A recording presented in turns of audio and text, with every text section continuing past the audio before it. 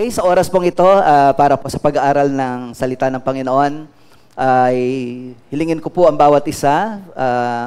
Please open your Bible sa unang Pedro chapter 1 verses 18 and 19. Babasahin po uli natin ang Tagalog at saka ang English. 1 Peter chapter 1 verses 18 and 19. Ayan. We will be talking about redemption. Sige po, tayo po tayong lahat upang sama-sama muli tayo magbigay ng paggalang sa pagbasa ng salita ng Panginoon. Okay, sabay-sabay po tayo. Alam ninyo kung ano ang itinubos sa inyo sa walang kabuluhang pamumuhay na inyong minana sa inyong mga magulang. Ang itinubos sa inyo'y di mga bagay na nasisira o nauubos paris ng ginto o pilak, kundi ang buhay ni Kristong inihain sa krus, siya ang korderong walang batik at kapintasan.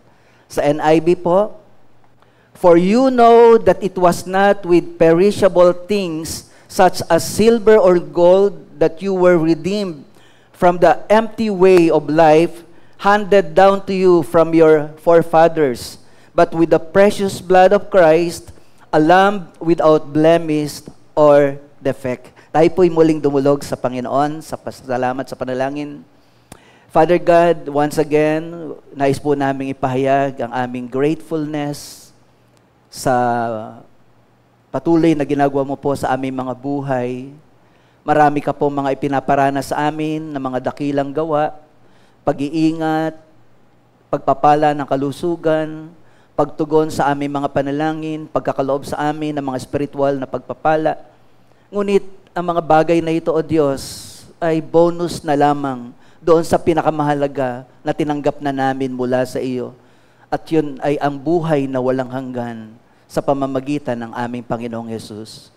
At mahayaan mo, O Diyos, na lalo pa naming maunawaan ang kaligtasang ito na ipinagkaloob mo sa amin upang ito'y aming pahalagahan, upang ito'y aming ingatan, sapagkat napakahalaga po nito. Lahat ng bagay ay nakaugnay dito, O Diyos. Kaya dalangin ko po sa iyo, Panginoon, na sa oras pong ito, muli, gawin mo po na very attentive ang iyong mga anak sa iyong salita, upang sa ganon, hindi po maagaw ng kaaway, ang anumang mga binhi ng katotohanan na iyong ihahasik sa puso at isipan ng iyong mga anak. Nagpapasalamat po ako sa iyo, Panginoon, sa oras na ito na muli, alam namin, kasama ka namin sa aming kalagitnaan at nais mo, Panginoon, na patuloy na maranasan po namin ang iyong kabutihan at kadakilaan. Sa iyo, O Diyos, dinadala po namin ang aming pasasalamat at pagpupuri sa ngalan po ng aming Panginoong Hesus na makapangyarihan sa lahat. Amen. Makakaupo na po kayo, po rin po ang ating Panginoon. Our sin fully paid. Yan po talaga yung makikita nating katotohanan na ginawa ng ating Panginoon para sa bawat isa sa atin. Ngunit hayaan niyo po muna na simulan ko po ang message na to sa pamamagitan po ng isang kwento. Meron po magkapatid, ang pangalan po ay Johnny, siya po ang bunso, at meron po siya nakatatandang kapatid, Sally naman po ang kanyang pangalan. At sila po ay bumisita doon sa kanilang grandparent na meron pong farm. At doon po sa pagbisita nila doon sa farm ng kanilang grandparent, ay binigyan po si Johnny ng kanyang lolo ng isang tirador para po makapaglaro siya doon sa kakahuyan. At excited na excited po si Johnny, kaya ginawa po niya, pumunta siya doon sa kakahuyan, at nag-practice po ng paggamit ng tirador. Ang problema, wala po siyang anumang matamaan doon sa mga tinatarget niya. So, dahil frustrated po siya, nagpasya na lang po siya na umuwi na para sa oras ng hapunan. Kaya lamang po, habang daan, nakita niya po yung pet duck, yung paboritong pato ng kanyang lola, na salubong niya doon sa daanan. At sa kagustuhan po niya na makatarget sa tirador na kanina ay bigo siya, Sinubukan niya pong tiradurin yung paboritong pato ng kanyang lola. Aba, isang bitaw lang ng kanyang bala, sapul agad yung pato. At sa ulo, tinamaan. So sa madaling salita po, patay agad yung pato. Bagamat natuwa po siya sa simula, pero natakot at nagpanik po siya. Dahil alam niya na yung tinamaan niya ay paboritong pato ng kanyang lola. So ano po ang ginawa niya? Ang ginawa po niya, tinago niya po yung pato sa tambak ng mga kahoy. Ngunit habang ginagawa pala ito ni Johnny, si Sally na nakakatanda niyang kapatid ay nakikita pala ang lahat ng kanyang ginagawa. Pero wala itong sinasabing anuman.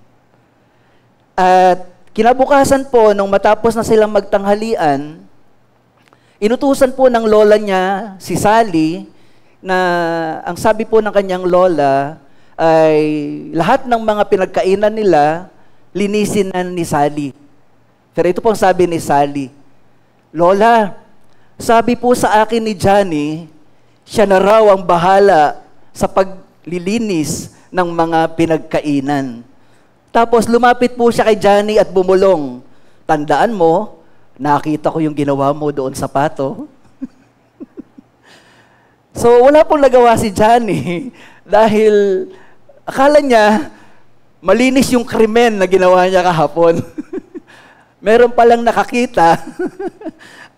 Dahil alam pala ng ate niya, so sa takot niya po, ay sinunod po niya yung utos ng kanyang ate na parang siya ang nag-volunteer na maglinis ng kanilang kinainan. At patapos po yung pananghalian na yon, ay of course, dahil bisita po sila doon sa farm, nagyaya naman si Lolo. Sabi ni Lolo, o sige, dahil tapos na tayo ng tanghalian, maghanda kayo sapagkat later ay mangingisda tayo. Yun naman ang sabi ng Lolo. Ito naman ang sabi ni Lola, hindi pwede. Kasi hindi pwedeng sumama si Sally dahil si Sally ay tutulungan ako sa paghahanda ng ating hapunan. So, ito naman po uli si Sally. Ngumiti siya at ang sabi niya, okay lang po. Pero sabi po sa akin ni Johnny na siya na lang daw ang tutulong sa paghahanda ng hapunan. Kaya hindi po siya makakasama.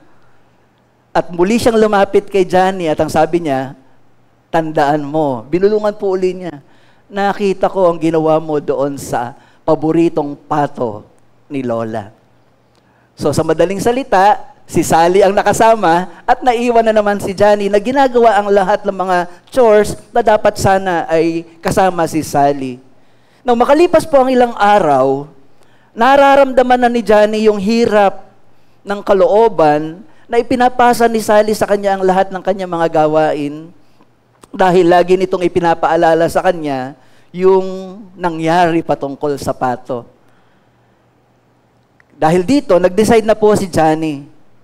Kumbaga, tatapusin niya na yung hirap ng kalooban na to. Aamin na siya sa kanyang lola na napatay niya yung paborito niyang pato. At sinabi na nga po niya, hinarap niya yung kanyang lola at sinabi niya yung katotohanan. At nung malaman po ng lola, ang ginawa po ng lola ay lumuhod po sa harapan ni Johnny at mahigpit na niyakap po si Johnny at sinabi nito, mahal kong apo, alam ko ang nangyari. Ang totoo, andun ako sa bintana at nakita ko ang mga ginawa mo. Ngunit, pinatawad na kita dahil mahal kita. Ang iniisip ko lamang ay kung hanggang kailan mo hahayaan na gawin kang alipin ng ate mo dahil sa nagawa mong kasalanan na iyong pilit itinatago. So ano po yung makikita natin na aral sa kwentong ito?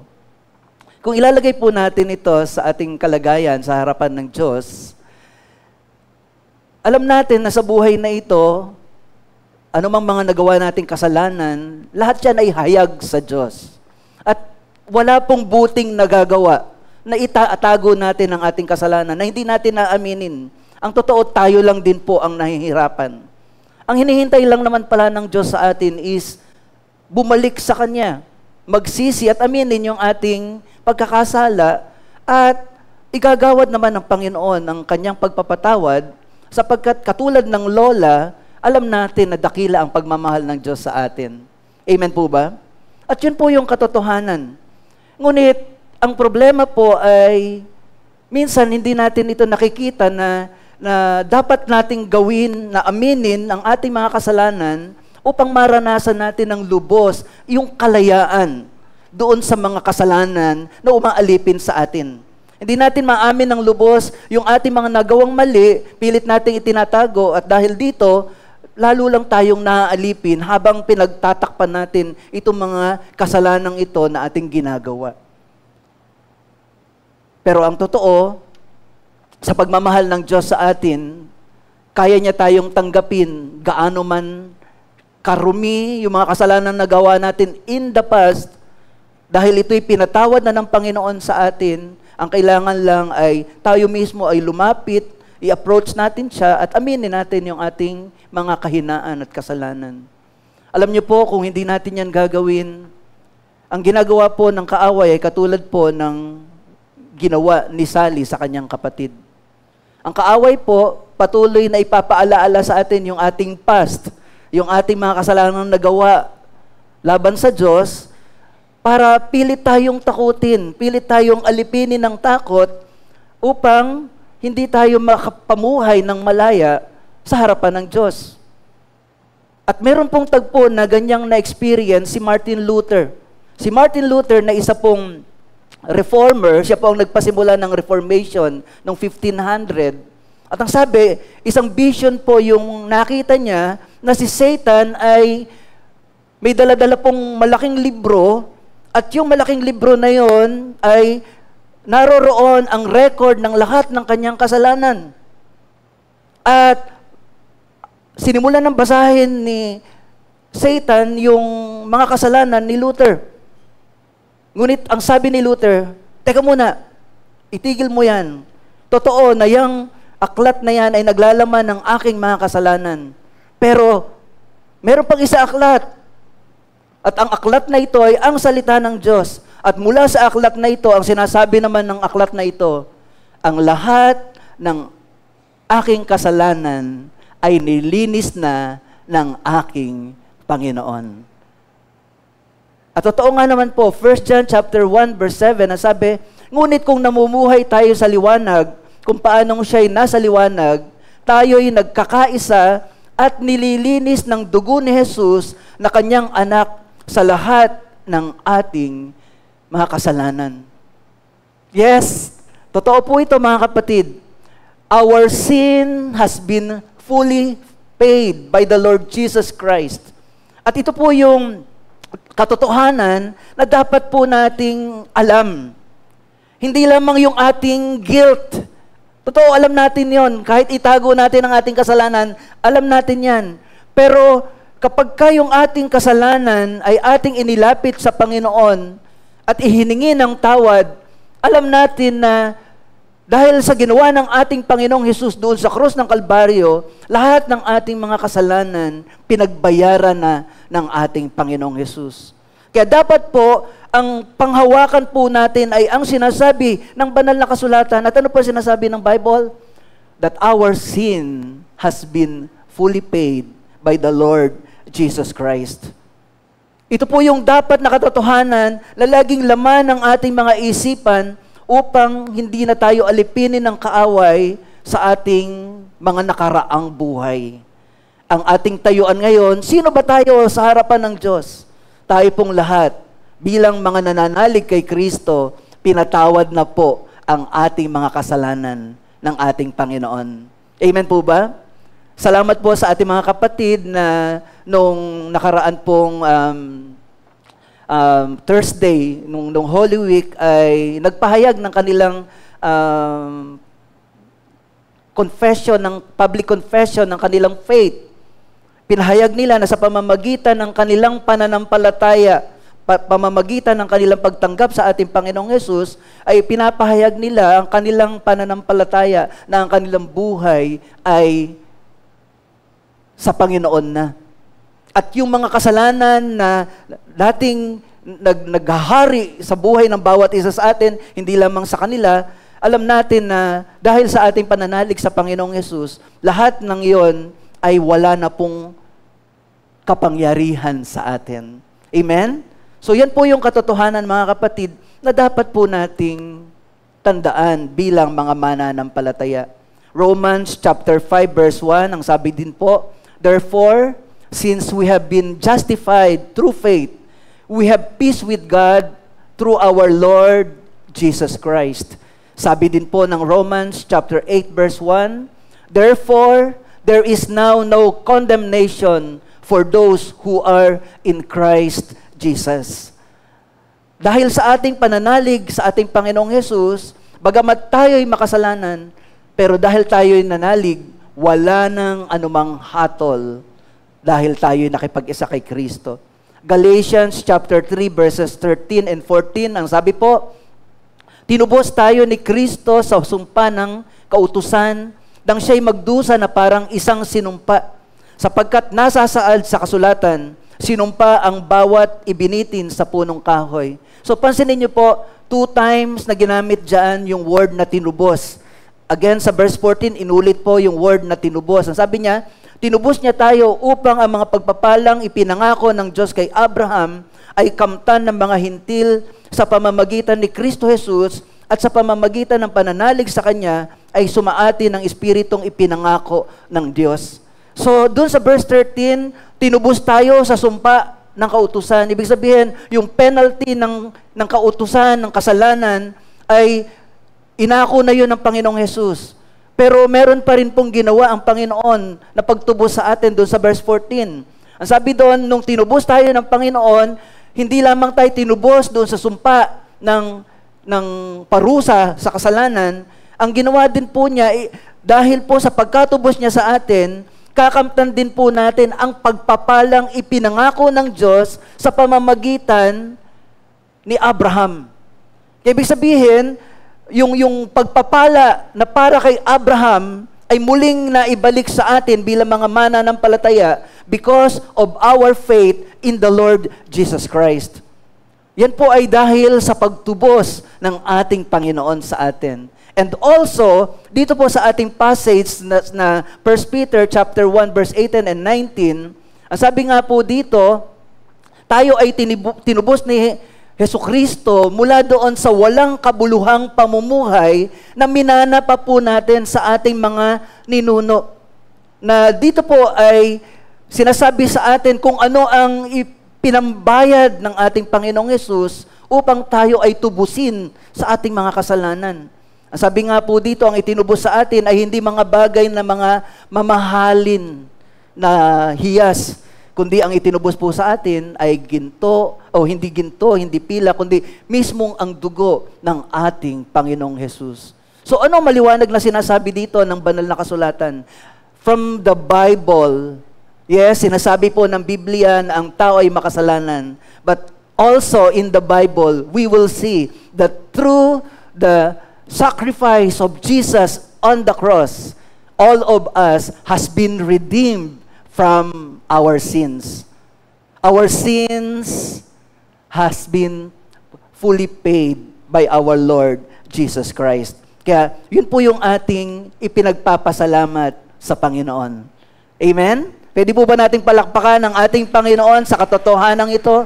Napakarami pong mga pagpapala na talagang pag inisa-isa natin, talagang sabi nga ni David, nag-aalala siya na kapag inisa-isa niya yung mga pagpapala, sabi niya, nag-aalala ko, baka makalimutan ko yung ilan.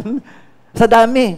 Pero minsan po, sa dami ng mga pagpapalang ibinigay na sa atin ng Diyos, ipinaparana sa atin ng Diyos, ang problema po sa atin bilang mga mananampalataya is, sa halip na yung pagpapala ang bilangin, ang sinatsagaan natin bilangin ay yung mga wala sa atin. Ang tinatsagaan natin bilangin, minsan ay yung mga suliranin, mga problema. Pero ang totoo, napakaraming mga pagpapala ang ipinagkaloob sa atin ng Diyos. At ang mga pagpapalang ito, compared sa buhay na walang hanggan, ito po ay bonus lamang. Sapagat ang pinakamahalagang pagpapala ay yung katubusan ng Diyos sa ating kasalanan sa pamamagitan ng ginawa ni Kristo doon sa krus. Kaya kung gusto natin ang ating buhay ay mapuspos tayo ng kagalakan, maalis yung takot, ano kailangan natin gawin? Punuin natin ang ating mga puso at isipan ng mga katotohanan ito. Pero lalong-lalo na sa katotohanan na tayong lahat ay pinalaya na mula sa kasalanan dahil sa ginawa ng ating Panginoong Yesus doon sa krus ng Kalbaryo. Sige po, palakpakan po natin ang Lord.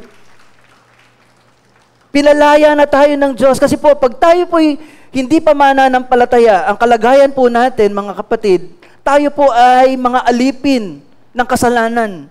At hindi lamang dahil nga ang kasalanan, ang namumuno sa mga tao makasalanan ay ang dyablo, ano ang kalagayan natin pag tayo ay namumuhay sa kasalanan? Ang sabi, habit po ng Efeso chapter 2 verses 1 and 2, sabi, noong unay mga patay kayo dahil sa inyong pagsuway at mga kasalanan. Pasinin niyo po yung verse 2.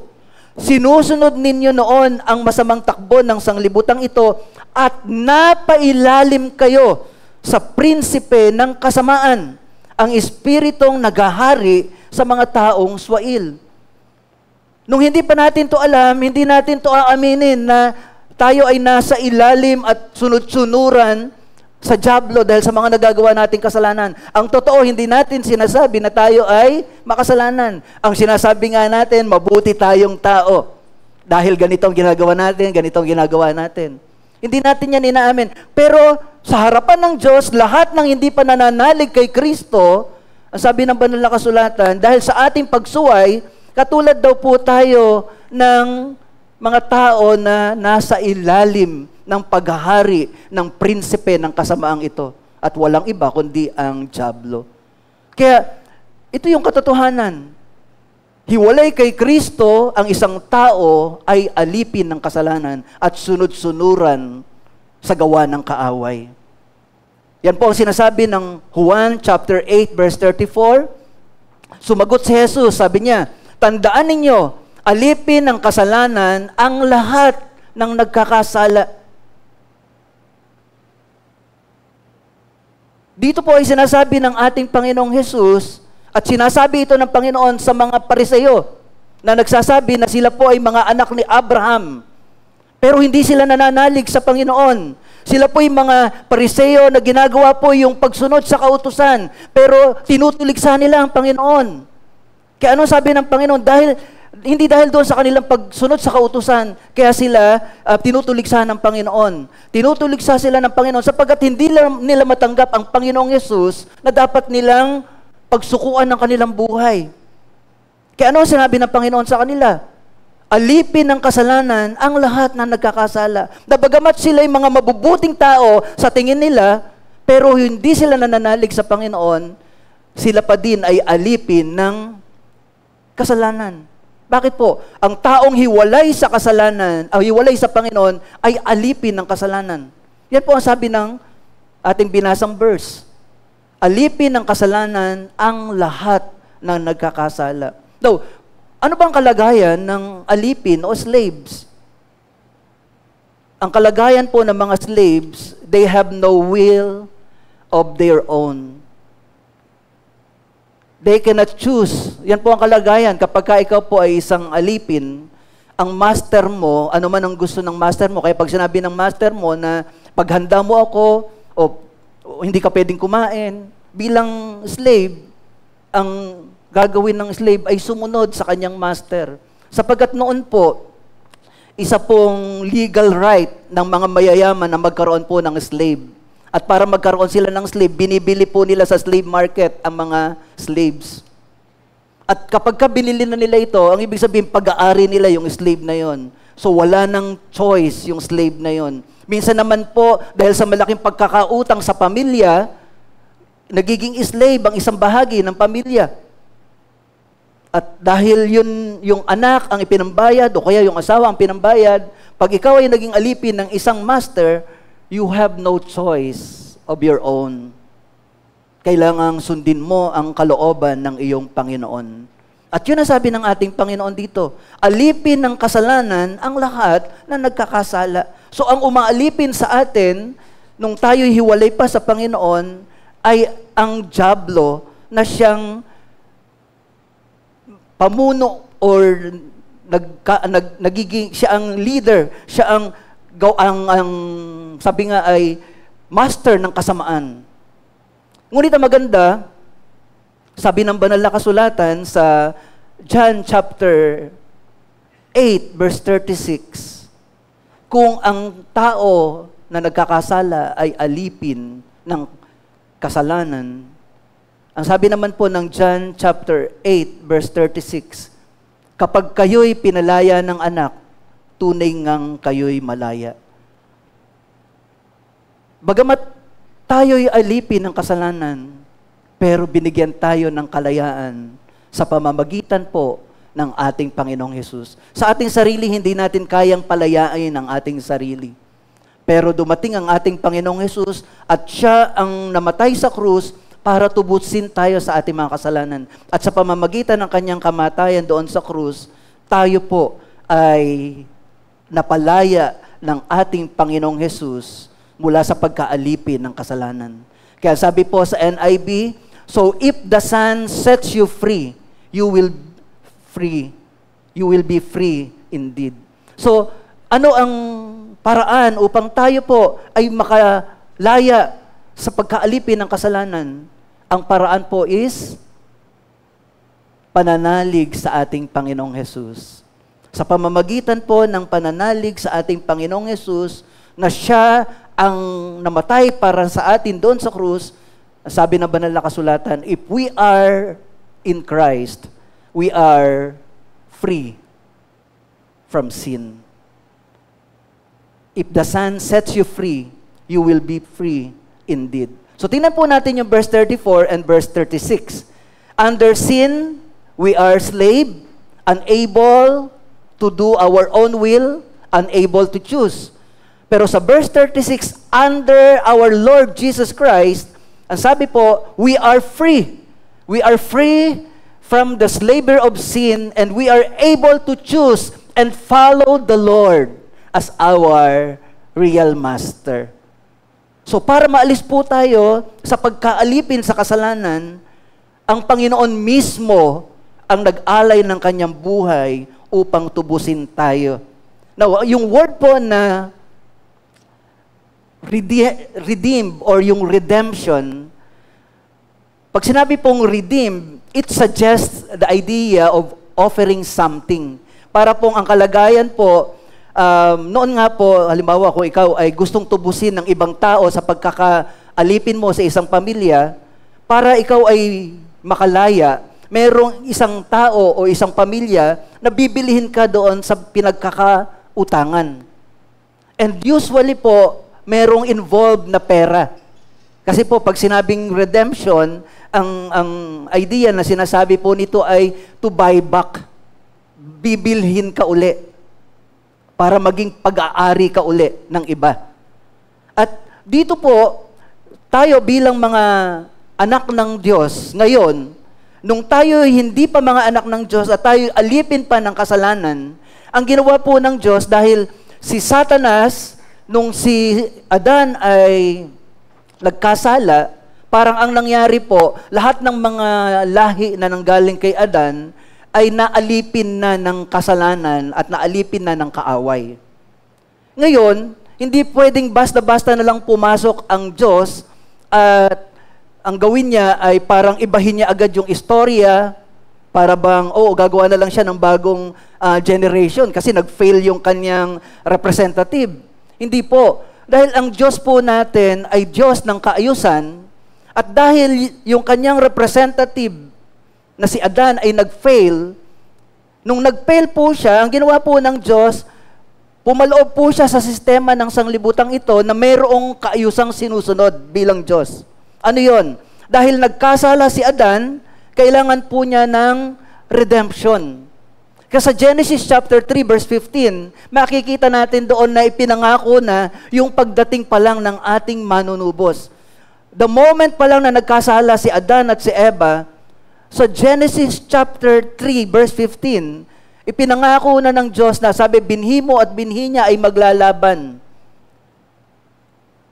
At yung binhi niya, yun ang dudurog doon sa ulo ng serpent. So ano po itong verse na ito? Ito po ay kapahayagan ng mangyayari o gagawin ng ating Panginoon after 4,000 years nung ipinangako kay Adam. At ano po ang nangyari? Dahil nga po doon sa pangako na ito ng Panginoon, nung dumating na si Jesus, tinubos po tayo ng Diyos. Kanino? Kay Satan. Dahil naalipin po tayo ni Satan dahil sa ating pagiging makasalanan. So, we have been bought back. We were repurchased by God. At ang pinambayad po ng Diyos para sa ating kasalanan ay ang ating Panginoong Jesus. Kaya ang sabi, tinubos tayo ng ating Panginoong Jesus. Kaya nga po sa atin, tuwing panahon ng Holy Week, ang inaalala po natin ay yung ginawa ng Panginoon dun sa krus.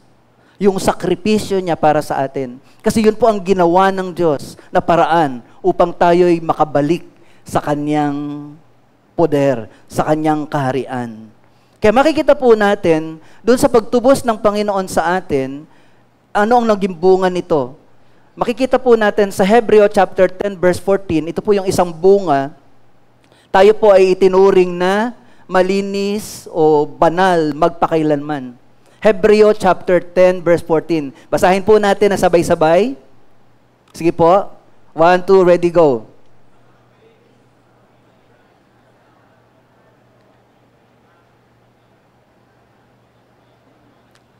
Amen. Sa pamamagitan ng ng kanyang pag-aalay, ng kanyang sarili, paghahandog ng kanyang sarili. Minsan lamang ginawa yan ng ating Panginoon. Pero ano po ang bunga niyan? Ang bunga po niyan ay kabanalan natin magpakailanman. We were made perfect forever. Yan po ang sinasabi ng verse na yan. Na dahil sa paghahandog ni Jesus ng kanyang sarili para sa kasalanan, pinapaging banal magpakailanman ang bawat nananalig sa kanyang ginawa doon sa krus ng Kalbaryo. Ibig sabihin po niyan, lahat ng kasalanan natin, it has been wiped out, binura, tinanggal. It no longer exists as far as God is concerned. Yun po yung kalagayan natin. Kaya nga po sabi ng banal na kasulatan, di ba sa 2 Corinthians chapter 5 verse 17, if anyone is in Christ, he is a new creation. The old has gone, behold, all things become new. So ano po ang ibig sabihin nito? Dahil doon sa pagtubos ng ating Panginoong Hesus, hindi lamang po niya tayo ginawang pinapaging banal magpakailanman, kundi binura niya ang lahat ng ating mga kasalanan. Totally. Kaya nga ang declaration ng Bible,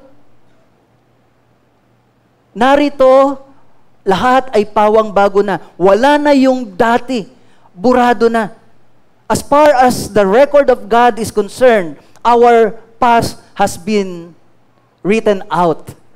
At ang meron na lamang tayo ngayon ay ang buhay na binanal ng Diyos. Ngayon, ang sabi po dun sa verse, tayo po ay pinapaging banal magpakailanman. Alam naman po natin na hindi po yan ang totoo. Hindi po tayo nakakapamuhay ng may kabanalan.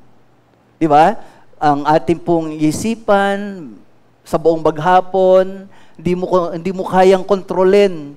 Maaring may nagawa kang mga bagay, naisip na bagay, nasabi. Ibig sabihin, sa ating sarili, hindi natin kayang mapanatili ang kabanalan na ito. At alam yun ng Diyos.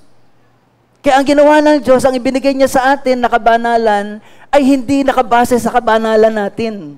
Kundi ang ibinigay ng Diyos na kabanalan ay magpakailanman. Dahil alam niya, tayo bilang kanyang anak, bilang mga mahina at nandito sa sanglibutang ito, there will be times that we will be walking in darkness. There will be times that we will be committing sin, that we will be walking away from God. Pero ganun pa man, dahil nga ang ibinigay na sa atin ng Diyos ay kabanalan, magpakailanman. Anytime na tayo'y nagkakasala, babalik lang tayo sa Diyos. Habang nandun tayo sa presensya ng Diyos, yung kabanalang magpakailanman na yan ay available sa atin. Mawawalan lang yan ng kabuluhan kapag ang isang tao ay totally lumayo sa ating Panginoong Yesus. But as long as you are in the Lord, ginagawa mo na ang Panginoon ang iyong mabuting pastol. Ginagawa mo na ang Panginoon ang gabay mo sa iyong buhay. Babagsak ka, pero ang magtatayo sa iyo ay ang Panginoon at papangunahan ka ng Panginoon. Ngunit ang kabanalang ito ay hindi po yung lisensya para gumawa ng kasalanan. Mawawala po itong kabanalang magpakailanman na ito kapag pinili ng isang tao na totally lumayo sa Panginoon at mamuhay muli sa kasalanan. Kaya, yun po yung ginawa sa atin ng Panginoong Jesus. As we believe in the Lord Jesus Christ, He writes our names in the book of life. At may category na nakasulat po doon, perfect forever because of Christ. Kumbaga, kung titingnan natin yung aklat ng Panginoon na nakasulat ang ating mga pangalan, we are perfect not because of our own doing, but because of what Jesus has done for us on the cross. Kaya dahil sa ginawa ng ating Panginoong Jesus, at minsan lamang ito, sapat na upang ang bawat isa sa atin ay tawaging binanal, magpakailanman, or made perfect. Kaya dun po sa krus na kung saan ang ating Panginoon ay nalagutan ng hininga, pero bago po siya malagutan ng hininga, yung huling salita na binitiwan ng Panginoon ay napakahalaga sa atin bilang mga mananampalataya. Ang sabi po ng John chapter 19 verse 30, sabi po, when He had received the drink, Jesus said, "It is finished." And with that, He bowed His head and gave up His spirit. Now, ano ang kaugnayan ng sinabing ito ng Panginoon sa ating redemption? Napakahalaga po ng phrase na ito, ng salitang ito na binitiwan ng ating Panginoon, na sa English po ay it is finished, pero sa Greek, ang ginamit po dito ay tetelestai. Yan po ang Greek word nung salitang it is finished.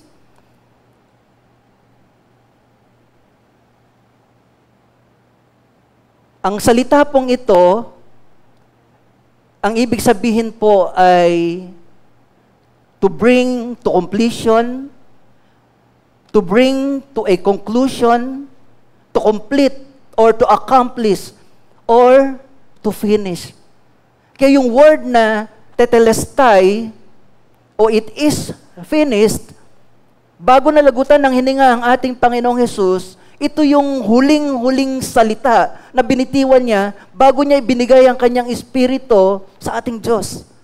Ano po ang implikasyon nito sa atin? Gaano kahalaga itong pananalita na ito na binitiwan ng ating Panginoong Hesus sa krus para sa atin? 4 po na mahalagang bagay po na dapat nating makita about this word. Number 1, ito pong it is finished or yung tetelestai, ang ibig sabihin po nito, the Lord Jesus has accomplished what the Father has assigned Him to do. Kaya nung sinabi ito ng Panginoong Hesus at sinabi niya ito ng malakas, sinabi niya ito, it is finished, tetelestai, na ang larawan po nito ay katulad po na isang servant,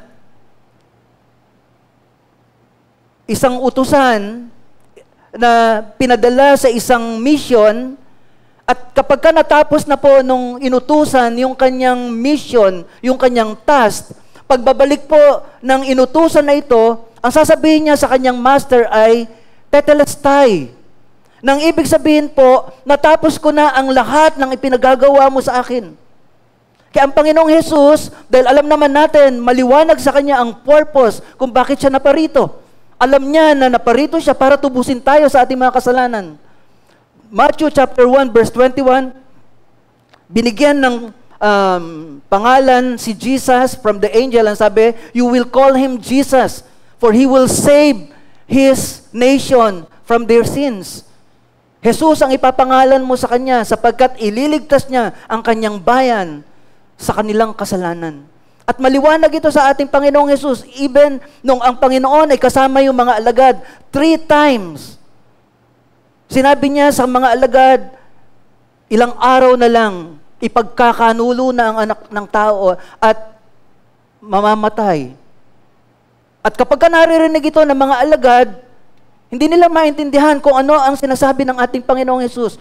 Pero it is for this very purpose that the Lord Jesus was sent here on earth to pay for the debt that He did not owe. At sino may kasalanan? Tayo po. Kaya naparito ang ating Panginoong Jesus para tubusin tayo. At nung natapos niya na po yung kanyang tungkulin, ano sabi niya? It is finished. Ito po ay isinigaw niya because it is a shout of victory. Ito po ay isang malaking katagumpayan sa human race.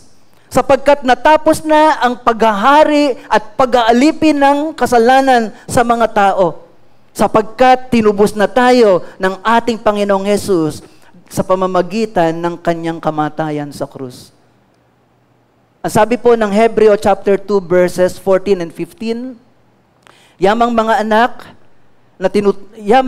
anak na tinutukoy niya ay tao, naging tao rin si Jesus tulad nila, may laman at dugo. Ginawa niya ito upang sa pamamagitan ng kanyang kamatayan ay maigupo niya ang dyablo na siyang may kapangyarihan sa kamatayan. Again, pinapakita sa atin dito that because of the death of Jesus, God made the devil powerless. At ang sabi ng banal na kasulatan, yes, may kapangyarihan ang dyablo sa kamatayan. Yun ay kapag ang isang tao hindi pa nananalig kay Kristo. The devil has the power over a person sa kanyang kamatayan hanggang hindi pa siya nananalig sa Panginoon. Ngunit sabi ng verse 15, sa gayon, pinalaya niya ang lahat ng naging alipin habang panahon dahil sa kanilang takot sa kamatayan. Gusto ko po makita natin ito mga kapatid. Ang effect ng kasalanan na matindi ay fear of death. It's not actually death at all, agad. Kaya nga nung sinabi ng Diyos kay Adan na kapag kinain ninyo yung bunga na nasa gitna ng halamanan, pagkaalam sa tama at mali, tiyak kayong mamamatay. Pero nung kumain sila, hindi po sila agad namatay. Kaya nung hinanap sila ng Panginoon, tinanong sila, tao, nasan ka? Ano sabi ni Adan? Naririto po ako. O bakit ka nagtatago? Ang sagot niya? Kasi natatakot po ako. So ang effect ng kasalanan is fear. Hindi agad kamatayan. Totoo, mangyayari yung kamatayan. Pero habang hindi pa nagaganap ang kamatayan, aalipinin ka habang panahon ng takot. Yun ang dahilan kung bakit ang mga tao na wala sa Panginoon, kapag may mga trahedya na dumadating, ano po ang nangyayari? Kahit walang nagpapaalalang magsisi, dahil alam nilang medyo nabingit sila sa kamatayan, Lord, patawad po. Natututo agad na humingi ng tawad. Pero pagka wala na naman yung kamatayan, balik na naman doon sa dating buhay. Di ba? Tapos pagka bumalik uli sa dating buhay, habang ginagawa niya yun, natatakot naman siya. Kasi pag dumating yung kamatayan, alam niya, hindi siya handa. So, it is the fear of death that made man yung para bang alipin ng tao, ng kaaway. Yung fear of death. Kaya sabi ng Panginoon, sabi ng salita ng Panginoon, nung dumating ang Panginoon at namatay siya doon sa krus, dahil yun ang epekto ng kasalanan sa tao, man, alam niyo kapag tayo nabubuhay sa takot, nabubuhay ba tayo ng may pag-asa o may kapanatagan kapag tayo may takot? Wala. So, ibig sabihin, habang ang tao, iniisip niya yung kamatayan at kung anong mangyayari sa kanya, uncertain sa kanya, yung mangyayari after ng kamatayan, ano po ang effect nun sa tao? Namumuhay siyang walang kapanatagan at walang kapayapaan. Kaya ano ginawa ng Panginoon? Through His death, ang sabi niya, pinalaya niya ang lahat ng naging alipin habang panahon dahil sa kanilang takot sa kamatayan. Bakit po? Paano tayong napalaya sa takot? Kasi imagine niyo after Jesus' death, 3 days after, He rose again. So pinatunayan niya na merong muling pagkabuhay.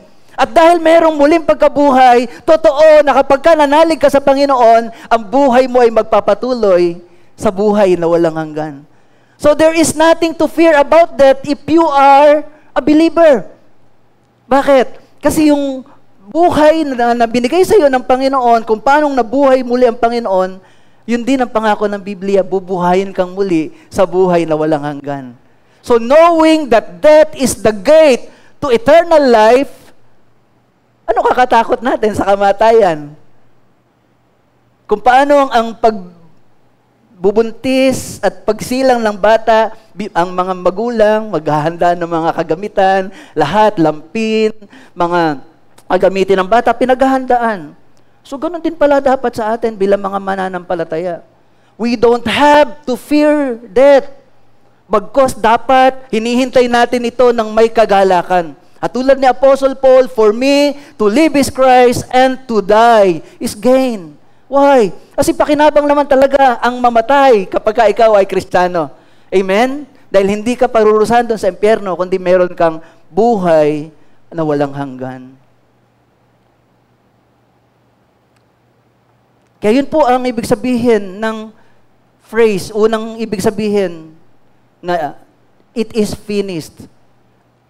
Ang ibig sabihin po nito, sa pamamagitan ng ginawa ng Panginoong Hesus, ay inaccomplish niya yung tungkulin na pinagkatiwala sa Kanya ng Diyos, at yun ay walang iba, kundi yung tubusin tayo sa ating mga kasalanan. Secondly, it is finished means the perfect sacrifice for sin was completed. Kaya ibig sabihin po niyan, sa ating panahon, wala na pong animal sacrifices. Noon po, nung lumang tipan, yan po ay regular na ginagawa. Araw-araw, meron pa silang yearly na paglilinis sa kasalanan. Kaya nga po yung tabernakulo, yung kanila pong pinagdadausan ng paghahandog ng mga animals, amoy dugo po yun. Kasi doon po pinapatay araw-araw ang mga hayop na ihahain. Meron po silang ihahain araw-araw at meron po silang ihahain sa loob ng 1 taon para sa kasalanan ng lahat ng tao. Bakit po? Kasi nga po, patuloy po tayo nakakagawa ng kasalanan, kaya kailangan meron laging pangtubos sa ating kasalanan. Ngunit dahil sa ginawa ng ating Panginoong Hesus, sinabi niya, it is finished. Tetelestai. Na ang katumbas po nito ay katulad po nung high priest, tumatanggap ng mga hain. Ang gagawin po ng high priest, kapag po merong binigay na hain, chicken niya ng high priest. Hindi basta-basta, porque nagdala ng hain ay diretso po, nagigilitan at kukunin ng dugo. Hindi po. The sacrifice, kailangan flawless. Hindi pwedeng may kapansanan, hindi po pwede na hindi umabot sa pamantayan. At kapag ka ito pong sacrifice na ito ay approved, ang sasabihin po ng high priest, tetelestai. Ibig sabihin, okay po yung handog na yon. Na-complete niya yung requirement. Kaya pasado po yun. So ganun din po ang ginawa ng Panginoon. Nung inialay niya ang kanyang sarili bilang hain, hindi dugo ng hayop ang kanyang ibinigay, yung kanyang sarilong dugo. Pero minsan lang niya ginawa ito, at ano po ang nangyari? Yung minsan na pag-aalay ng dugo ng ating Panginoong Hesus ay sapat na para po sa kapatawaran ng lahat ng mga kasalanan. Pero ito po maganda mga kapatid. Kapag po naghahain noon ang mga tao, ang ini-inspect po ay yung hain, hindi po yung naghain. Kasi pag yung naghain ang in-inspect, guilty agad. Kaya nga siya naghain ng kasalanan para yung kasalanan, yun ang maging pantubo sa kanyang kasalanan. Pero sabi ng banal na kasulatan, ang ini-inspect po mismo ay yung handog. Pero kailangan yung handog ay perfect. Well, napakaganda nito na katotohanan sa atin, mga kapatid. Salamat na ang ating Panginoong Jesus bilang perfect lamb, perfect na hain. Nung tayo'y nanalig kay Kristo, dahil siya ang perfect na hain, hindi na po tayo ini-inspect ng Diyos. Ang tinitingnan ng Diyos ay si Kristo because He completed the requirement for the animal sacrifice. Kaya nung nakumpleto na po ito ng Panginoon, tinapos niya na po ang anumang animal sacrifices ever since. Kaya yung mga tao na naniniwala pa hanggang ngayon ng sacrifice, hindi nila nakikita yung katotohanan ito. Parang katulad sila ni Johnny na binubulungan pa rin ni Sally patungkol dun sa kanyang dating ginawa. Samantalang tapos na yon. Alipin pa din siya dahil hindi niya alam yung katotohanan. Pero tayo, salamat sa Panginoon, it is finished means Jesus is the perfect sacrifice for sin. And He completed it sa pamamagitan po ng kanyang sariling dugo. Kaya salamat po sa ating Panginoon. Palakpakan po natin muli ang ating Panginoon sa kanyang ginawa para sa bawat isa sa atin. Ang sabi po ng John chapter 1 verse 29, the next day John saw Jesus coming toward him and said, "Look, the Lamb of God who takes away the sin of the world." So, dahil lang sa ating Panginoong Jesus, hindi lamang siya hain para sa mga Hudyo, kundi hain din po siya para sa lahat ng tao. Kasama po tayong lahat doon. Amen po ba?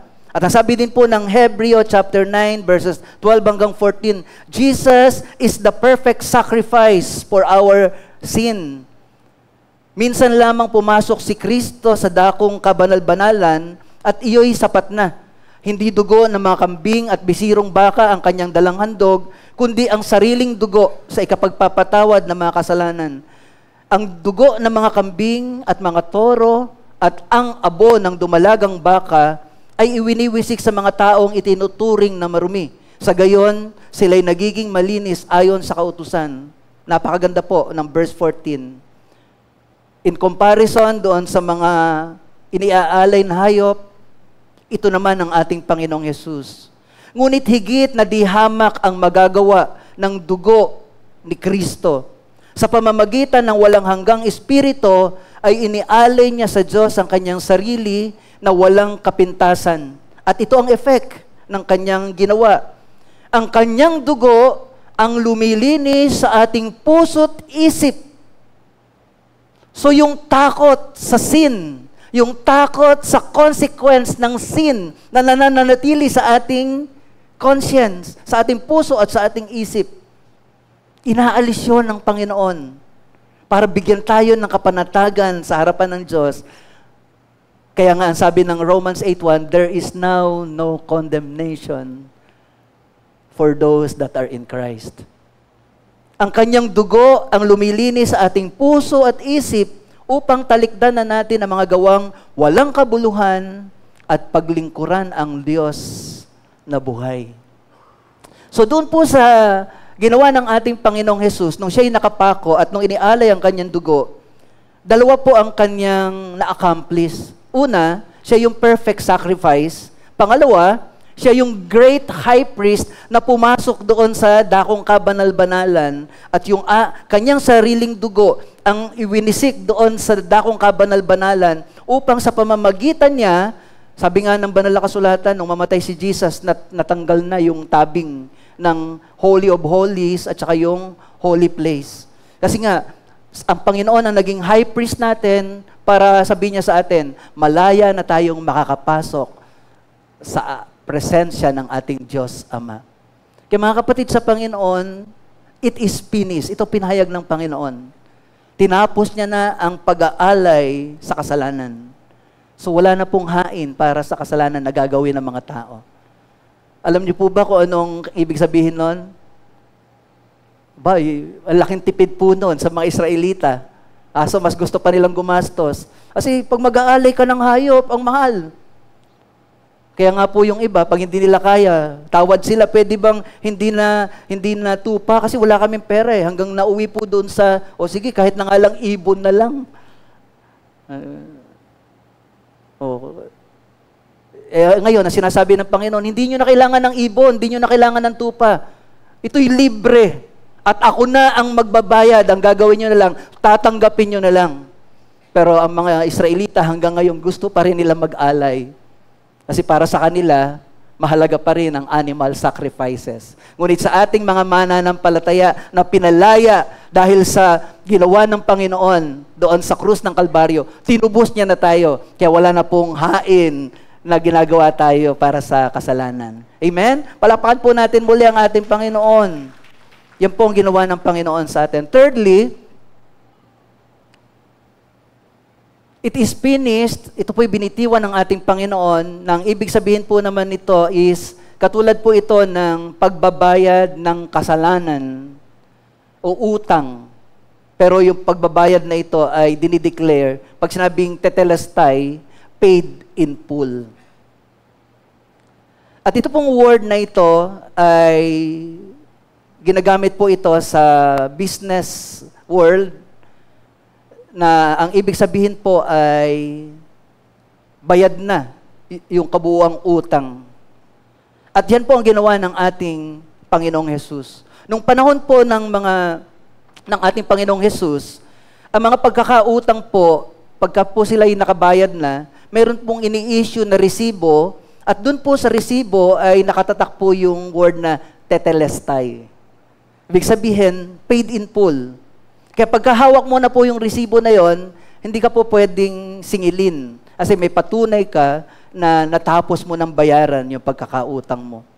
At tayo din po sa ating kalagayan, dahil sa ating pananalig sa Panginoong Hesus, tapos na po yung ating bayad sa ating utang sa kasalanan at tinatakan po ng tetelestai yung ating mga pangalan, pero hindi po tayo ang nagbayad. May nagbayad po. At yun ay walang iba, kundi ang ating Panginoong Hesus. Kaya nga po yung Hebreo chapter 10 verse 14, di ba sabi, because by one sacrifice, He has made perfect forever those who are being made holy. So binayaran na ng Panginoon, tinapos na ng Panginoon. Ang kailangan lang nating gawin, kung tinapos niya na, maniniwala tayo na tapos na. May nagbayad na. Kaya sinabi ng Panginoon doon sa krus, tetelestai, it is finished. Colossians chapter 1 verse 14, ang sabi, sa pamamagitan ng anak, tayo'y pinalaya at pinatawad sa ating mga kasalanan. So tinapos na ng Panginoon. Inako ni Jesus ang ating parusa, binayaran ang ating sala, at dahil dito, tayo'y malaya na. Natatandaan niyo po siguro si Barrabas. Si Barrabas po, nung panahon po nila Pilato, prerogative po ng katulad ni Pilato na magpalaya ng may kasalanan. Parang yun yung kanyang, yung parang sa mga presidente, mga presidential pardon, mga clemency. So meron din pong karapatan na ganun si Pilato. At nung si Jesus at si Pilato ay pinagpipilian, si Jesus inosente, si Pilato ay, si Barrabas ay guilty, pero nung tinanong niya yung mga tao, sino ang gusto niyang palayain? Ang pinili nila ay si Barrabas. Now, tingnan niyo po, si Barrabas po, dahil alam niyang guilty siya, pero pinalaya siya. Alam niyo po ba na doon sa pagpapalaya kay Barrabas, meron din po siyang tinanggap na resibo. At nakasulat po doon yung tetelestai. Bakit po? Kasi kung hindi po yon hawak ni Barrabas, wala po siyang pinanghahawakan at pinalaya lang siya ni Pilato nang walang anumang kasulatan, any moment, pwede po uling bawiin yung kanyang kalayaan dahil walang nagpapatunay na siya ay bayad na. Kaya si Barrabas po, talagang pinalaya siya sapagkat meron siyang pinanghawakan na ibinigay po ng Roman government at ang nakatatak po doon is tetelestai, bayad na. Now, siguro sasabihin natin, bakit ganon? Dapat talagang parusahan si Barrabas kasi siya ay masama, siya ay guilty. Pero mga kapatid sa Panginoon, meron pong wisdom na ipinapakita sa atin doon. Nakatulad din po tayo ni Barrabas na guilty din. Na dapat din pong parusahan. At ipinapakita lang ng Panginoon ang epekto ng kanyang gagawin kapag siya ay namatay na sa krus para tubusin tayo sa ating kasalanan. Doon pa lamang po ipinapakita na sa atin na ito yung isang tao na guilty sa kasalanan. Pero may kakayahan si Pilato na siya'y palayain. Pero higit ang kakayahan ng ating Panginoon sa kakayahan na mayroon si Pilato. Sapagkat ang kakayahan lang ni Pilato ay limited na palayain yung makasalanan. Ngunit ang ating Panginoon, because of His work on the cross, ano po ang ginawa? He completed the requirements for the animal sacrifices. Binayaran niya resibo na nakatatak tetelestai, hindi lamang para palayain ang isa, hindi lamang para Hudyo ang palayain, kundi para sa kanyang kamatayan, ang lahat ng tao na mananalig sa kanya ay makalaya na mula sa pagkaalipin sa kasalanan. That's the power of the redeeming work of the Lord on the cross. Amen po ba? Ganyan po ang ginawa ng Panginoon sa bawat isa sa atin. Dapat ito po yung nananatili sa isipan at sa puso natin. Kung meron man kayong idinadalangin, kung meron man kayong mga pangangailangan, kung meron man kayong mga bagay na tila parang hindi natutugon ng Panginoon, huwag kayong ma-discourage. Lagi ninyong isa-isip yung ginawa ng Panginoon sa inyo, sapagkat yung mga ginawa na yun ng Panginoon, higit pa dun sa mga pangangailangan lang natin dito sa lupa. Kaya nga si Apostle Paul sa 2 Corinthians chapter 4 verse 10, yun yung kanya patotoo. Lagi kong daladala sa aking katawan ang kamatayan ng Panginoong Hesus. Kumbaga, yung kamatayan ng Panginoong Hesus, yun ang motivation lagi ni Paul to continue. Kung nadi-discourage man siya, kung meron siyang mga pangailangan, mga prayers na hindi pa nasasagot, ano ang ginagawa ni Paul? Ang aking Panginoon ay namatay para sa akin. Ano ang hindi niya kayang ibigay para sa akin? Amen po ba? Kumbaga kapag itong katotohanan na ito ay laging laman ng ating mga puso at isip, anong mga bagay ang hindi kayang gawin ng Diyos para sa atin? Romans chapter 8, yun din ang tanong. Ano ang mga bagay na pwede makapaghiwalay sa atin sa pag-ibig ng Diyos? Wala. Why? Kasi ginawa niya na ito, pinakita niya na ito sa pamamagitan ng ginawa ng ating Panginoon doon sa krus. Kung hindi niya na ipagkait ang kanyang bugtong na anak, ano pa kaya ang hindi kayang ibigay ng Diyos para sa atin? It is finished. Tinapos ng Panginoon. Yung kabayaran ng kasalanan, binayaran ng Panginoon upang kayo at ako ay maligtas sa pagkaalipin ng kasalanan at mamuhay na tayo na may kapayapaan at kagalakan sa ating Panginoon. Amen? Yan po ang ginawa ng Panginoon sa bawat isa sa atin. And lastly, it is finished means the end of a period and a beginning of a new one. Nung sinabi ng Panginoon na it is finished, ang ibig sabihin po nito, tinatapos niya ang isang yugto at binubuksan niya ang isang bagong yugto. Tinatapos niya ang isang pahina at binubuksan niya ang isang bagong pahina. Nung sinabi ng Panginoon, tetelestai, it was a turning point na kung saan ang lumang tipan ay tinapos na ng Panginoon at binuksan niya ang bagong tipan na kung saan ang bagong tipan ay tumatapos sa lahat ng mga animal sacrifices, lahat ng mga ceremony na may kinalaman sa templo, tinapos na ng ating Panginoon upang hindi na natin ito patuloy pang gawin. Isinarado na yung mga animal sacrifices in the Old Testament at ang binuksan ay ang biyaya ng Diyos sa pamamagitan ng ating Panginoong Hesus. Kaya sa pagdating ng ating Panginoong Hesus, dahil naganap niya ang lahat ng requirements ng kautusan, tinapos niya ang lumang tipan. Pero mga kapatid, hindi ibig sabihin tinapos na ang lumang tipan, hindi na natin babasahin ang lumang tipan. Hindi po ganun ang ibig sabihin nito. Tinapos niya na yung hirap na nire-require ng kautusan para sa atin. Para gawin natin ang lahat ng bagay na pinagtitiwala na ang ating Panginoon ang kasapatan natin. Kasi doon sa lumang tipan, ito po'y anino ng gagawin ng Panginoon. At imagine niyo po talagang yung paulit-ulit na sacrifice, gagawin natin. Pero tinapos na yon ng Panginoon, at dahil tinapos niya na, ano ang sabi ng Panginoon nung siya'y nakapako? It is finished. Nang ibig sabihin, it is permanently nag-end. It ceased permanently. Tinapos na ng ating Panginoong Jesus. Kaya napakaganda po ng katotohanan ito na atin pong binabalik tanawan na ginawa ng ating Panginoong Jesus para sa atin. Kung inaalala natin itong ginawa ng ating Panginoong Jesus, kaya nga po every first Sunday, second Sunday, or at least once a month, mayroon po tayong pag-alaala doon sa communion, doon sa Last Supper. Ano ang inaalala natin? Yung ginawa ng Panginoon. Hindi natin inaalala yung pagpapagaling ng Panginoon, hindi natin inaalala yung provision ng Panginoon, hindi natin inaalala yung direction na ginawa ng Panginoon, kundi ipinofocus lang talaga natin yung Lord's Supper just to remember what the Lord has done for us on the cross. Bakit po? Kasi napakahalaga na wag natin itong makalimutan. Because of the finished work of Jesus on the cross, we have been set free.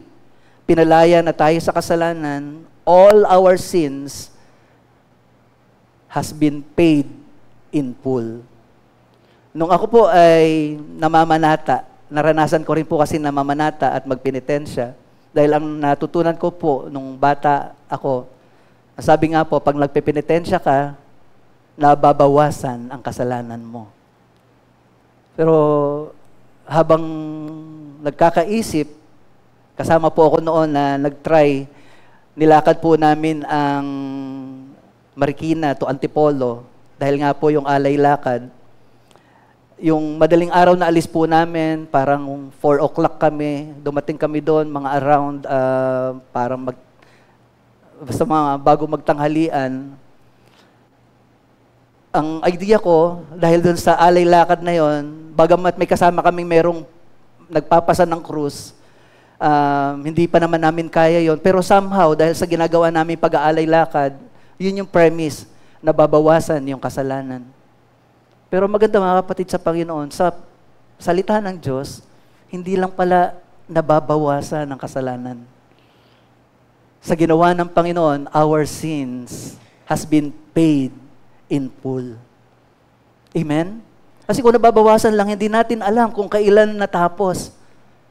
Kaya nung ang salita ng Panginoon, ang aking ginawang gabay sa aking buhay, naunawaan ko ang ginawa ng Panginoon. Ang totoo, it was Good Friday of 1989 when I surrendered my life to the Lord. Nung nangangaral si Pastor Papa about the cross, kung ano yung ginawa ni Jesus doon sa cross, na hindi naman siya talaga ang dapat ipako, tayo mga makasalanan, napaka-talim nung salita na yon na hindi siya ang dapat mapako, tayo makasalanan. At nung panahon na yon, pinaisip sa akin ng Diyos ang aking kalagayan bilang makasalanan. At kung anong mangyayari sa akin, kung ako ay hindi magsusuko ng buhay sa Panginoon na nag-alay ng kanyang buhay sa akin doon sa cross. Kaya, doon sa gawain na yon, noong 1989, noong Good Friday, sinuko ko po yung aking buhay sa Panginoon at sinabi ko, Lord, alam kong ikaw ang namatay para sa aking kasalanan. Kaya patawarin mo ako sa aking kasalanan. Pero hindi po doon natapos. Bagamat, tinanggap ko ang Panginoon, pero dumarating yung time, a-attend ako ng gawain, a-attend din ako ng gawain ng sugalan kasi mayroon po maraming lamesa ng sugalan sa amin. So, a-attend ako ng Sunday, pero nagmamadali ako noon. Gusto kong pumunta uli doon sa mga sugalan.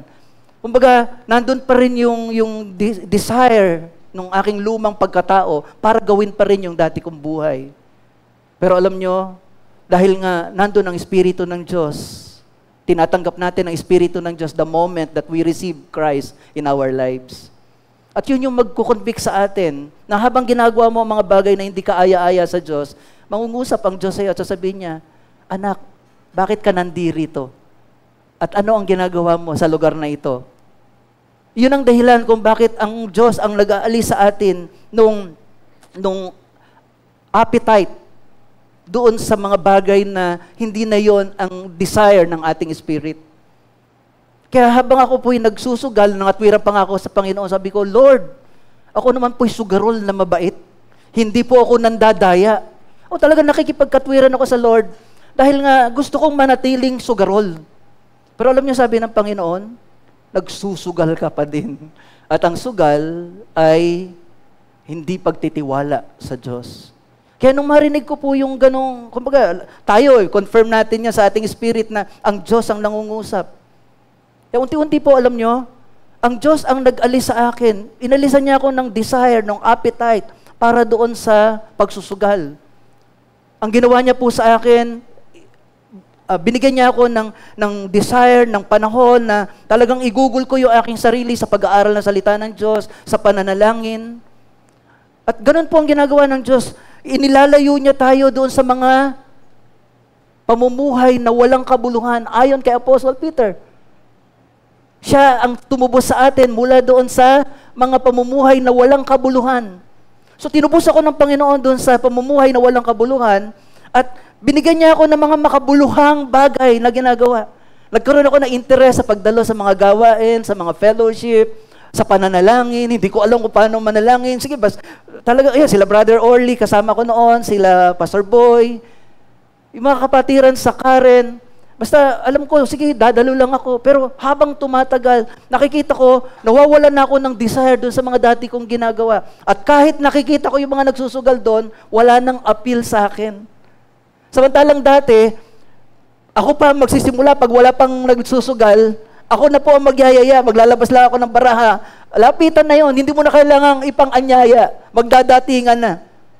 Pero nung tumagal po, nakita ko na inalis ako ng Panginoon doon. Samantalang dati, hinahanap-hanap ng aking katawan. Pinalaya po ako ng Panginoon. At nakita ko po na yung ginawa ng Panginoon para sa akin ay sapat. Sinuko ko po ang aking buhay sa Panginoon at binago niya po ang aking buhay. Ngayon, sa inyo po, kung gusto niyo rin po maranasan na maalis doon sa pagkaalipin ng kasalanan at mamuhay sa piling ng Panginoon, napakahalaga po na kilalanin natin ang ating sarili na makasalanan. Kailangan isuko talaga natin ang ating buhay sa Panginoon. Kung meron po dito sa inyo na hindi nyo pa po yan nararanasan, repent. At sabihin nyo sa Panginoon, Lord, gusto ko po na ang aking buhay ay makalaya sa pagkaalipin ng kasalanan. Kahit anong gawin ko, lagi pa rin akong bumabalik sa kasalanan. Nahuhulog pa rin ako sa kasalanan. Ang ibig sabihin, hindi pa ang Panginoon na naghahari sa iyo. Pero kapag sinabi mo, Lord, hindi ko po kaya, pero alam ko, ikaw ang tutulong sa akin para makalaya ako sa pagkaalipin sa pamumuhay ng makamundong pamumuhay na ito. Tanggapin mo ang Panginoon at sabihin mo, Lord, kinikilala ko na ikaw ang lunas sa aking kasalanan. Simple lamang po, meron tayong tinatawag na ABCs of salvation. Ano yung A? Ito po yung ginawa ko din noon. Accept that you are a sinner. Kinilala ko po, nung sinabi ng Panginoon, sa pamamagitan po ng preaching during Good Friday, hindi ang Panginoon ang makasalanan, pero siya ang nagbata para sa ating kasalanan. Inamin ko po yan sa aking sarili, Lord, ako po'y makasalanan. Kailangan kita para mabago ang aking buhay. Sabi po ng banal na kasulatan, all have sinned and fall short of the glory of God. At ang sino mang makasalanan na hindi nagbabago, may kapahapangan naghihintay sa kanya. Pero ang isang tao makasalanan na magsusuko ng kanyang buhay, patatawarin ng Panginoon. Kaya napakahalaga na maunawaan natin na hindi tayo manatili sa kasalanan. At paano tayo hindi makakapanatili sa kasalanan? We have to accept that we are a sinner and we need a Savior.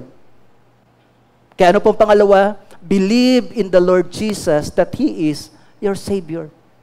Malibang sabihin natin sa ating sarili na hindi natin kayang iligtas ang ating sarili, malibang aminin natin na kailangan natin ng Savior, hindi tayo ililigtas ng Panginoon. Kasi gusto ng Panginoon, siya lang ang hari ng ating buhay at hindi tayo maghari sa ating buhay. Kaya nga sabi po ng banal na kasulatan, napakahalaga po ng confession of faith. Kasi sa pamamagitan ng ating pagpapahayag ng ating pananampalataya, doon tayo naliligtas.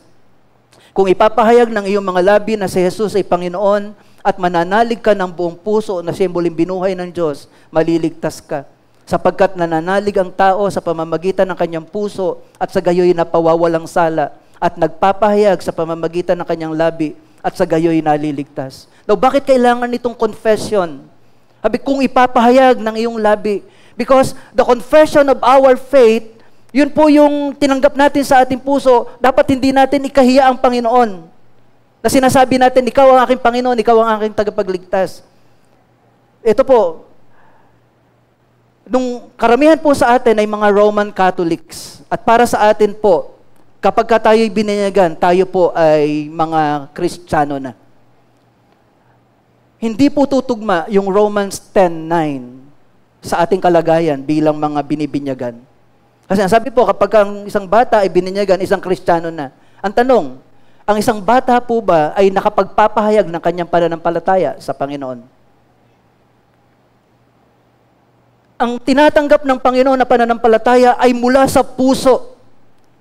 Hindi mula sa ibang tao, kundi mula sa puso doon sa tao na kinilala niya na siya isang makasalanan. Kaya kung tayo man ay sinilang na mayroon tayong mga kanya-kanyang relihiyon, mabuti po yun. At kung tayo may mga ginagawa mga iba't ibang paraan sa ating relihiyon, mabuti po yun. Pero kung ang sinasabi ng banal na kasulatan, ipahayag natin si Kristo na ating Panginoon at siya lamang ang lunas sa ating kasalanan, we have to confess it kasi sinasabi yan ng banal na kasulatan. At kapag ginawa natin ang kalooban ng Panginoon, dun magsisimula ang tunay at lubos na pagbabago ng ating mga buhay. Because as you confess your faith in the Lord, the Holy Spirit will start to reign in your life. Liliwanagan niya ang iyong buhay at ipapakita niya sa iyo ang mga gawang hindi nakaaya-aya sa Panginoon. At sa gayon, palalayain ka ng Panginoon sa mga walang kabuluhang pamumuhay na ito na minana pa natin sa ating mga ninuno noong una. Sapagkat gagabayan na tayo ng Espiritu ng Diyos upang gawin ang kanyang kalooban para sa kanyang kaluwalhatian. And lastly, para malanasan natin yung pagkalaya ng lubos sa pagkaalipin sa kasalanan, we have to commit our lives to the Lord. Lucas chapter 12 verse 8, ang sabi po ng Panginoon dito, sinasabi ko rin sa inyo, ang sino mang kumilala sa akin sa harapan ng mga tao, ay kikilanlin din naman ng anak ng tao sa harapan ng mga anghel. Ano po ang ibig sabihin ng Panginoon dito? Kung sinasabi natin na siya ang ating Savior, huwag natin ikahiya ang Panginoon sa pamamagitan ng ating pamumuhay bilang mga mananampalataya. Ang sino mang kumilala sa akin sa harapan ng mga tao, kung ang ating pagkilala sa Panginoon ay nangangahulugan na itakwil tayo ng ating mga mahal sa buhay, sino ang pipiliin mo? Ako, pipiliin ko na itakwil ako ng aking mahal sa buhay na hindi nauunawa ng aking pananampalataya. Kasi itakwil ako ng aking Panginoon.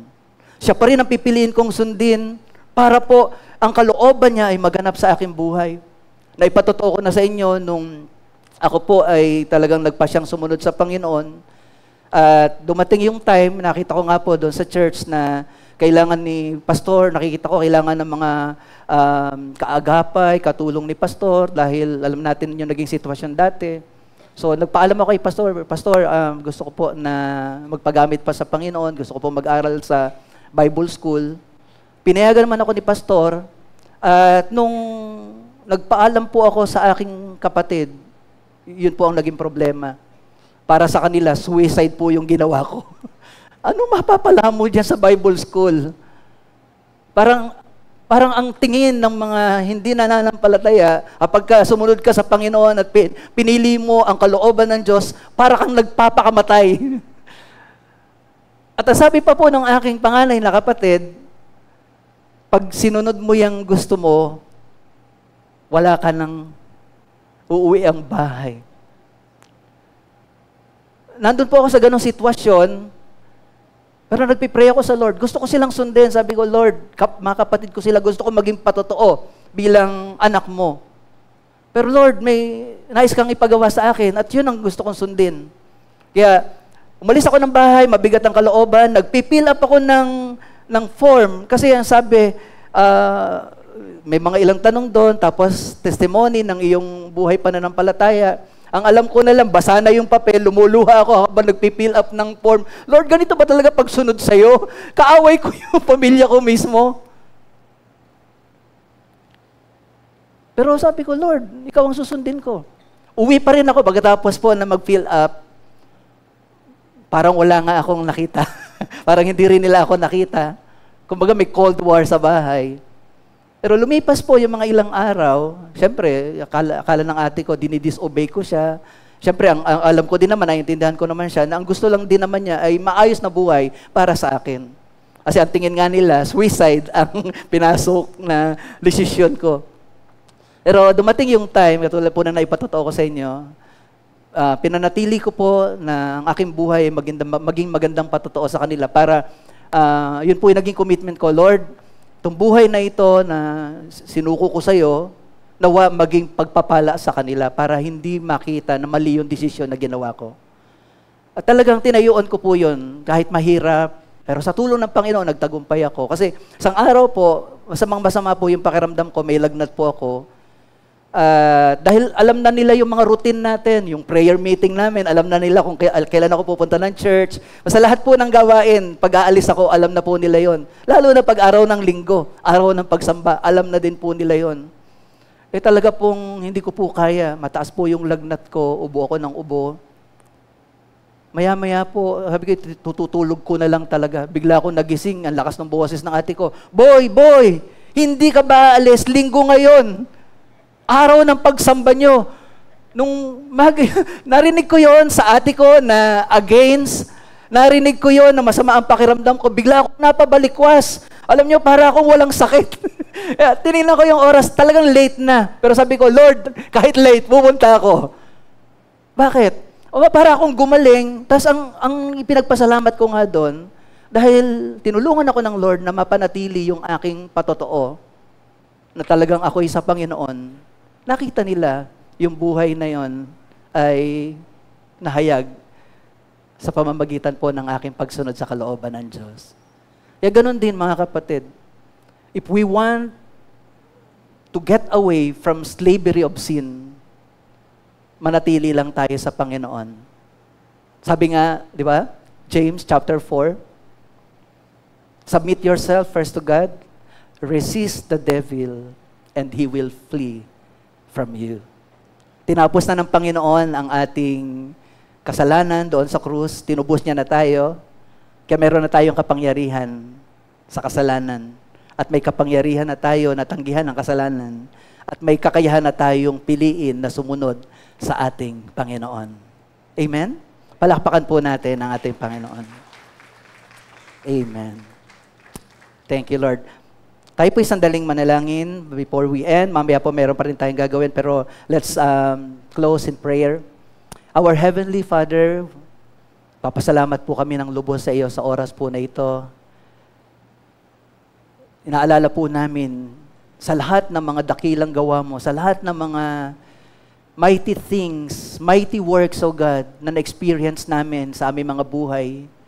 Pagpapagaling, tugon sa maraming mga panalangin, provisions sa aming mga pangangailangan, even directions, Lord God, sa mga pasya na aming hinihingi. Lord, lahat ng ito, ang dami po naming mga bagay na naranasan sa iyo, na kung iisa-isahin po namin, katulad po ni King David, nag-aalala po kami, baka hindi po namin mabanggit lahat at mamiss po namin yung iba. Pero Lord, ang mga ito ay bonus lamang ng tunay na pagpapala na ipinagkaloob mo sa amin. Sapagkat ang tunay na pagpapala ay binigay mo na sa amin 2,000 years ago doon sa krus. Nung ikaw ay mamatay para sa aming mga kasalanan. At tinubos mo po kami upang palayain kami sa pagkaalipin ng kasalanan at mamuhay na ikaw ang sinusunod. Kaya, O Diyos, ito po yung lagi mong papagsariwain sa aming mga puso. Dahil ito rin ang tutulong sa amin upang makalaya kami sa makamundo na pamumuhay. Makalaya kami sa gawa ng laman at makalaya kami sa pang-aalipin ng kasalanan at piliin naming sundin ang iyong banal na kalooban. Kaya Ama, as we follow you, O God, patuloy, O Diyos, na ang iyong Espiritu, ang iyong banal na Espiritu, Ama, ang tumulong sa amin upang manatili doon lamang sa presensya mo. Manatili sa liwanag na kung saan ang bawat isa sa amin ay dinadala mo upang ito na po ang aming tahakin sa aming mga buhay. Deliver us, Lord God, from slavery of sin. At kung meron man sa aming mga kalagitnaan na nagnanais, O Diyos, na talagang makalaya doon sa pagkaalipin sa kasalanan, O Diyos, dalangin ko po sa iyo. Hipuin mo po sila. Hayaan mo, O Diyos, na maunawaan din nila, Panginoon, na kailangan nilang isuko ang kanilang buhay sa iyo. Dahil ikaw lamang, Panginoon, ang tanging lunas namin sa aming mga kasalanan. Naniniwala kami na doon sa ginawa mo sa krus para sa amin, mayroon pong kabayaran sa kasalanan at mayroon na pong katagumpayan sa kasalanan. Salamat, O Diyos. At dalangin din po namin, O God, tulungan mo ang bawat isa sa amin, hindi lamang yung mga hindi pa po nagpapasya, kundi maging bawat isa sa amin na kinikilala ka bilang aming Panginoon na tumubos sa amin sa kasalanan. Matagpuan mo kami that we commit our lives to you, Lord God, sa lahat ng panahon, sa lahat ng sitwasyon. Kilalanin ka namin sa harapan ng mga tao upang sa pagharap po namin sa iyo, ikaw din mismo ang magsasabi, tatanggapin mo ang bawat isa sa amin, well done, my good and faithful servant. Sapagat ang sino mang kumilala sa iyo dito sa lupa, ay kikilalanin mo din sa harapan ng iyong Ama na nasa langit. Pagharian mo po ang aming mga buhay, O Diyos. Muli po namin itong isinasubmit sa iyo, sinusurrender sa iyo, and Holy Spirit, reign in our hearts, reign in our lives, in Jesus' name.